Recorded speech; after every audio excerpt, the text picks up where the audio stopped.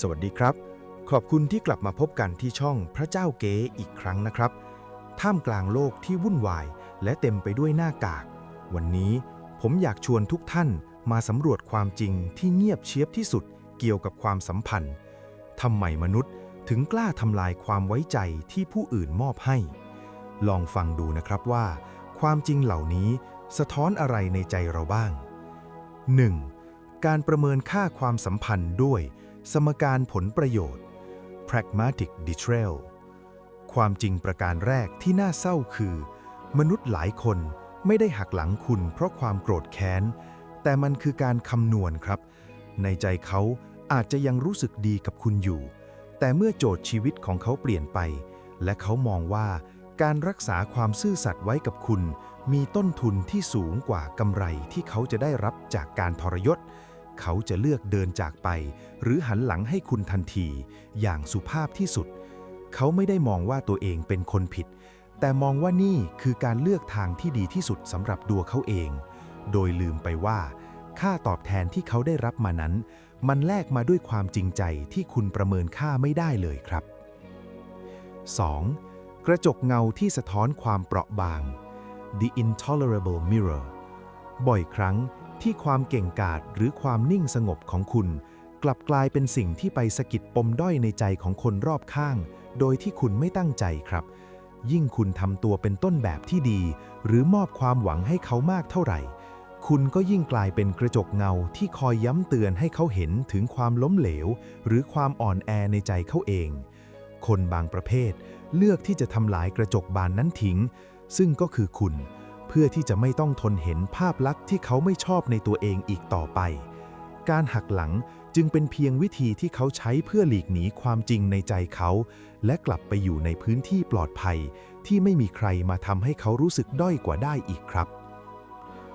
3. ภาวะสัญชาตญาณการเอาตัวรอดในพื้นที่แคบ The Survival Paradox ภายใต้รอยยิ้มที่มอบให้กันมนุษย์ยังมีสัญชาตญาณพื้นฐานคือการเอาตัวรอดครับเมื่อสถานการณ์เริ่มกดดันหรือความจริงบางอย่างเริ่มปรากฏหลายคนเลือกที่จะสละเรือและผลักคนที่อยู่ใกล้ที่สุดลงไปเผชิญเคราะห์กรรมแทนเพื่อให้ตัวเองยังคงยืนอยู่บนพื้นที่ที่ปลอดภัยได้เพียงลำพังเขาจะให้เหตุผลกับตัวเองด้วยคำว่าความจำเป็นหรือสถานการณ์บังคับเพื่อลดทอนความรู้สึกผิดในใจเขาแต่ความจริงที่เถียงไม่ได้คือเขาเลือกที่จะรักษาความสะดวกสบายของตัวเองไว้บนซากปรักปรหังของความไว้ใจที่คุณมอบให้เขาอย่างบริสุทธิ์ใจมาตลอดครับ 4. ภาวะความเย็นชาทางมโนธรรม The absence of moral resonance เราอาจจะต้องยอมรับความจริงที่ขมขื่นว่ามนุษย์บางคนไม่มีการตอบสนองทางอารมณ์ต่อความเจ็บปวดของผู้อื่นครับเขาไม่ได้จงใจทำร้ายคุณแต่เขาแค่ไม่รู้สึกเขาหักหลังความเชื่อใจของคุณได้หน้าตาเฉยเพราะเขาไม่ได้มองคุณเป็นมนุษย์ที่มีความรู้สึกเหมือนเขาแต่มองเป็นเพียงตัวเลือกหรือจิ๊กซอว์ชิ้นหนึ่งในแผนการของเขาเท่านั้นเมื่อจิ๊กซอว์ชิ้นนี้หมดความสำคัญเขาก็แค่หยิบออกไปและแทนที่ด้วยชิ้นใหม่โดยที่หัวใจของเขาไม่ได้สั่นคลอนเลยแม้แต่นิดเดียวเพราะสิ่งที่เขาขาดไปไม่ใช่ความฉลาดแต่คือความเมตตาที่ควรจะมีในฐานะเพื่อนมนุษย์ด้วยกันครับ 5. บันไดที่ไร้ค่าเมื่อขึ้นถึงยอด The disposable scaffolding สำหรับคนบางกลุ่มความไว้ใจของคุณคือบันไดที่เขาใช้เหยียบย่ำขึ้นไปสู่สิ่งที่เขาต้องการครับและความจริงที่หลายคนไม่กล้าพูดคือเมื่อเขาได้ยืนอยู่ในจุดที่เขามั่นใจแล้วเขาจะพยายามลบทุกร่องรอยที่ย้ำเตือนว่าเขาเคยต้องพึ่งพาใครการหักหลังหรือการป้ายสีให้คุณดูแย่ในสายตาผู้อื่นคือวิธีที่เขาใช้ยืนยันว่าความสำเร็จของเขามาจากความสามารถของเขาเพียงผู้เดียวเขาต้องการลบภาพลักษณ์ของคนที่เคยได้รับโอกาสจากคุณเพื่อสถาปนาตัวเองขึ้นเป็นผู้ยิ่งใหญ่ทั้งที่ลึกๆเขารู้ดีที่สุดว่าหากไม่มีบันไดที่ชื่อว่าความไว้ใจจากคุณในวันนั้น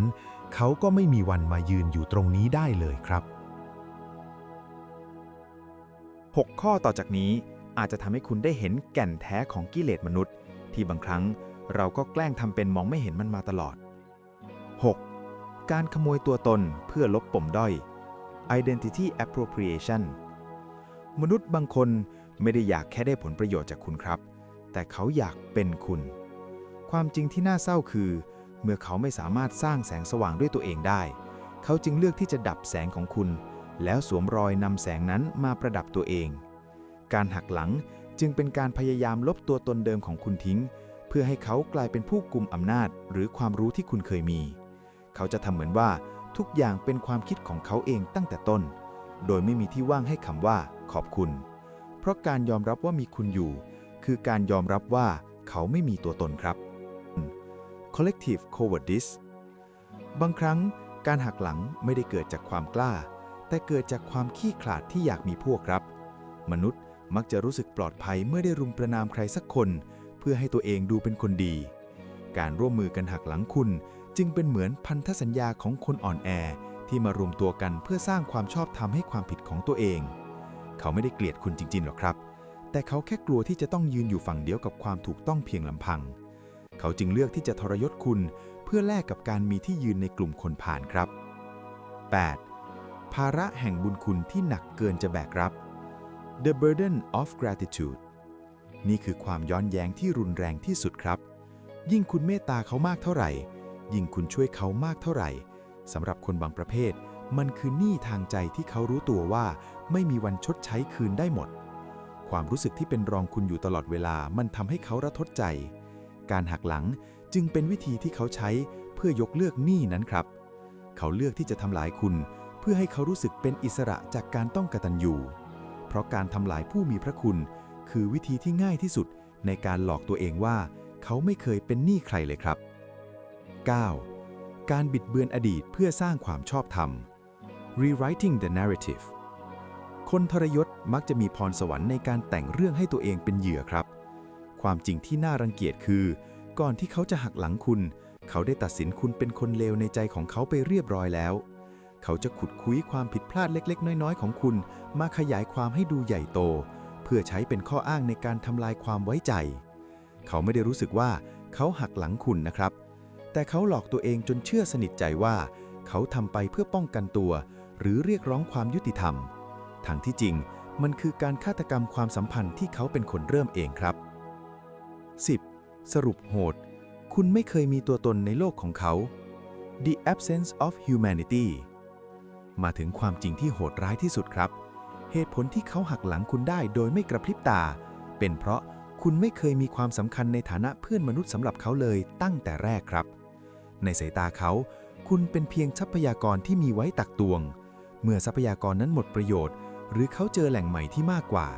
เขาก็แค่เดินจากไปโดยไม่หันกลับมามองซากความรู้สึกที่คุณเหลือไว้เขาไม่ได้เจ็บปวดเพราะเขาไม่เคยให้คุณเข้าไปอยู่ในพื้นที่ความรู้สึกของเขาอยู่แล้วการรอคอยคำขอโทษจากคนประเภทนี้จึงเป็นเรื่องที่เปล่าประโยชน์ครับเพราะเขาเห็นว่าสิ่งที่เขาทำไปนั้นไม่ใช่ความผิดเขาเห็นแต่มันคือความฉลาดในการเลือกนั่นเอง 11. บทสรุปสุดท้ายสงครามระหว่างความตื่นรู้กับเงามืดในใจ The Awakening Clash สุดท้ายนี้การหักหลังที่คุณเจอคือเครื่องยืนยันว่าแสงสว่างในตัวคุณมันชัดเจนเกินกว่าคนในเงามืดจะทนได้ครับมนุษย์ที่ยังติดอยู่ในกิเลสจะรู้สึกไม่มั่นคงเมื่อเห็นคนที่ตื่นรู้และนิ่งสงบได้ในทุกสถานการณ์การทำลายคุณจึงเป็นความพยายามครั้งสุดท้ายที่จะพิสูจน์ว่าบารมีและความนิ่งของคุณมันคือเรื่องลวงโลกแต่ความจริงที่เถียงไม่ออกคือยิ่งเขาหักหลังคุณแรงเท่าไหร่เขายิ่งเปิดเผยความน่าสมเพชในใจเขามากเท่านั้นการหักหลังของเขาจึงไม่ใช่ความพ่ายแพ้ของคุณแต่มันคือการประกาศความล้มเหลวในฐานะมนุษย์ของเขาให้จักรวาลได้รับรู้ครับความพ่ายแพ้ของผู้ชนะและชัยชนะของผู้ที่ถูกทิ้งเรื่องจริงที่เจอมากับตัวนามสมมุติจากน้องABในวันที่เราถูกหักหลังสิ่งที่เจ็บปวดที่สุดไม่ใช่การสูญเสียผลประโยชน์แต่มันคือการเสียความรู้สึกที่เราเคยมอบให้ด้วยใจที่บริสุทธิ์แต่รู้ไหมว่าความจริงที่ไม่มีใครเถียงได้คืออะไรความจริงที่คนทรยศพยายามจะปกปิดไว้ด้วยคำพูดสวยหรูคือทุกครั้งที่เขาเลือกหักหลังคุณเพื่อทางลัดหรือผลประโยชน์ชั่วคราวเขาไม่ได้กำลังแสดงความฉลาดเหนือคุณเลยครับ แต่เขากำลังประกาศภาวะล้มละลายทางจิตวิญญาณของตัวเองให้โลกเห็น เขาแลกชื่อเสียง แลกศักดิ์ศรี และแลกความเป็นมนุษย์ที่สั่งสมมาทั้งชีวิต เพียงเพื่อเศษเสี้ยงของกิเลสที่ไม่มีวันเติมเต็มได้ มนุษย์ที่หักหลังคนอื่นมักจะหลงระเริงว่าตัวเองคือผู้ชนะที่ก้าวข้ามหัวคนอื่นขึ้นไปได้ แต่ความจริงที่เขาสลัดไม่หลุดคือ เขาได้สูญเสียต้นทุนที่แพงที่สุดในชีวิตไปแล้ว นั่นคือความสามารถในการได้รับความไว้ใจจากผู้อื่น ต่อจากนี้ไปในโลกของเขาจะไม่มีใครจริงใจกับเขาอีกเลย เพราะลึกๆแล้วเขาจะมองทุกคนด้วยสายตาหวาดระแวงแบบเดียวกับที่เขาเคยทำไว้กับคุณ เขาจะติดอยู่ในกรงขังของความระแวงที่ตัวเองสร้างขึ้น และนั่นคือคุกที่ไม่มีวันแหกออกมาได้ ในขณะที่บอสและน้องอ้ำแม้จะดูเหมือนเป็นผู้ถูกกระทำแต่ในความเป็นจริงเราไม่ได้สูญเสียอะไรเลยนอกจากคนที่ไม่คู่ควรกับชีวิตเราครับ เรายังคงมีความซื่อสัตย์เป็นสมบัติส่วนตัว เรายังคงตื่นรู้และมีสติที่นิ่งสงบได้เมื่อท่ามกลางพายุ เหมือนกลิ่นดอกไม้เย็นๆหลังฝนตกที่บอสได้กลิ่นนั่นแหละครับ มันคือกลิ่นของความบริสุทธิ์ที่คนทรยศจะไม่มีวันได้สัมผัส จดจำไว้นะครับ การหักหลังของเขาคือการสารภาพว่าเขาดีไม่พอที่จะอยู่เคียงข้างคุณ เขาทำลายความไว้ใจเพราะเขาแบกรับคุณค่าที่คุณมอบให้ไม่ไหว ปล่อยให้เขาจมอยู่กับชัยชนะจอมปลอมในโคลนตมแห่งกิเลสต่อไปเถอะครับ ส่วนเรา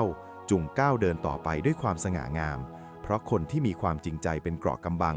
คือคนที่จักรวาลจะคอยเกื้อกูลและมอบอิสระที่แท้จริงให้เสมอ และนี่คือความจริงที่ไม่มีใครเถียงได้ตลอดกาลครับ